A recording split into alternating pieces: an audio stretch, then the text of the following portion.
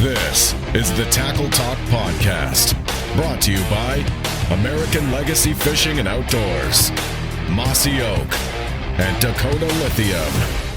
If I want to start, I think I gave you a little bit of hint that this was coming, but anybody who knows me, anybody who's listened to the show for more than 30 seconds knows that if we're going to have Skeet Reese on, I'm not going to not ask you about my favorite soft plastic that I've ever used in my entire life. Probably, if you had to go pound for pound, the number of fish and the pounds that I've caught on this soft plastic are more than any other soft plastic I've ever used in my life. Got a pack right here. The old Skeet Reese Pit Bosses. These are, and I'm going to toot your horn a little bit here, I guess, and then I want to ask you about, obviously, the design of these. But this is the most fish-catching trailer, the most fish-catching little flippin' bait that I've ever used in my entire life, the most versatile thing, the flutter on this thing. We'll get to it all here in a little bit. But I want to ask you about the Pit Boss to start. Can you walk me through just me selfishly as a nerd that loves this bait, how this bait came to an existence and what role it was trying to fill when you guys designed it? Absolutely. So I'll take you even a little bit step further. So that brand, you see Havoc on there? Yeah. So that was actually my idea with Pure Fishing. I actually took back then the CEO fishing down in Mexico, and we're like, we got to create a secondary brand. So hence we came up with Havoc. So that, I will say that was my brainchild as well. Not the name, but the line. Okay. But the Pit Boss was, all right, so this was one of the baits that, I don't know, I forget how many I designed in the original line, but I spent a lot of time on that one. And obviously I think Andre Moore's reaction to innovation, Sweet Beaver, was kind of like the first, obviously the original was like a brush hog, which I think that was before Zoom had it. There was Producto had the original Zoom brush hog. You're talking going way back now. Yeah. And so then, but the Beaver became popular, but then I wanted more action. And then, then Berkley had a bait called a Burley. I think it was a Burley bug at one point in time. And it had a couple flappers similar to what's on a Pit Boss. And it's so different. So that I literally sat down. Well, I could probably find drawings in here somewhere, like all my sketches and drawings that I keep. And so that was probably a 6-month process of just going through and finalizing all the little micro details and that, hook placement, depending on what hook you use, and getting the flapper angles right, the diameters. So it turned out, I'm glad you love it, because it's my number one soft plastic. Really? Yeah. I can take that bait anywhere, anytime. You can fish it like a swim jig, you can jig trailer, you flip it by itself. It doesn't matter.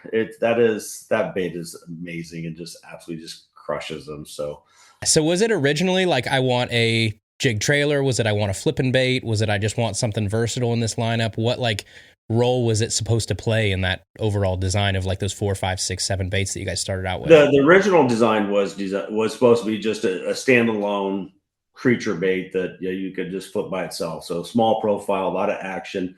Water displacement is everything. So you can have a lot of water displacement without having flappers. So if you see just the way the Pit Boss is designed on the belly, those ridges, there's so much water that gets dispersed just from those ribs on the belly itself. What was the reasoning for only ribbing one side of it versus two? In my head, I think it was more, if you look at a crawfish. So if you looked at it as, original concept, crawfish design, because I had all kinds of crawfish looks and things that I was drawing up. But you look at crawfish is more rigid underneath the bottom. They got the little, fins on their tails. And the tops are pretty much smooth. So that was the original crawfish somewhat design on that one. The thing I love about this, it is the perfect flutter where you've got if I had to describe it, I'd probably say the outside is more consistent than the inside. Like the outside kicks seem to be a little bit more consistent than the inside kicks. So you do get that kind of, they play off each other as they fall down versus just a back and forth. You almost have this type of thing that happens as it's falling down, which I love. I also love, like, there's times where I'll just cut the middle two completely out. And I'll just use it if I want a little bit more of slimmer profile, but still have that wide outer kick and all kinds of stuff. So, yeah, kudos to you on the entire thing. Where do you stand on 3-inch versus 4-inch?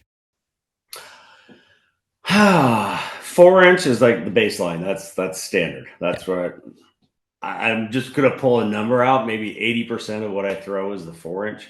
But if I get into a high pressured situation, summer bite, a lot of fish impression in the area, 3-inch, definitely spots, 3-inch, smallmouth, 3-inch.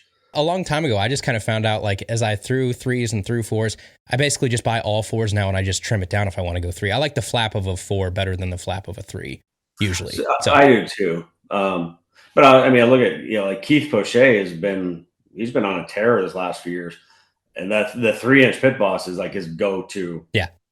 That's a staple. So, and he's caught a lot on it, so I'm not going to argue with him either. Do you do anything weird with it still to this day? Like, other than just your normal rigging and stuff, are there any mods that you make, anything that you like to do a little unconventionally? The one way I really do like to fish it that is not common is fish it on a belly weighted hook. And if you go try that, I think you're going to be like, dude, I've been missing the boat on this one. When you see how it falls with a belly weighted hook, you're like, that's a crawdad. Yeah. It's unbelievable. You can skip it amazingly. You can swim it. That's the part is I didn't realize how many people are fishing as a swim jig. Oh yeah. Around the country. It's like, oh no, they don't even throw a jig. You just rig a Pit Boss and 8 ounce, 316 ounce anchor and just swim it and do lily pads, whatever it might be. But try fishing on a belly weighted hook and you're going to be like, oh man, that's legit. Yeah. Vertically if I'm swimming it too, like if I'm on the back of a bladed jig, like I said, swim jig, things like that. Like I think people a lot of times underestimate the ability for a lot of, even, not even just the Pit Boss, but this type of profile of just give it a 90-degree turn, swim it that way. Yeah. Right. No, I get it. But that's what makes the Pit Bosses. It's probably the most versatile bait in the entire lineup. Thank you for watching. For more, please subscribe to the Tackle Talk podcast on Apple Podcasts, Spotify, iHeartRadio, Amazon, or wherever you listen to podcasts.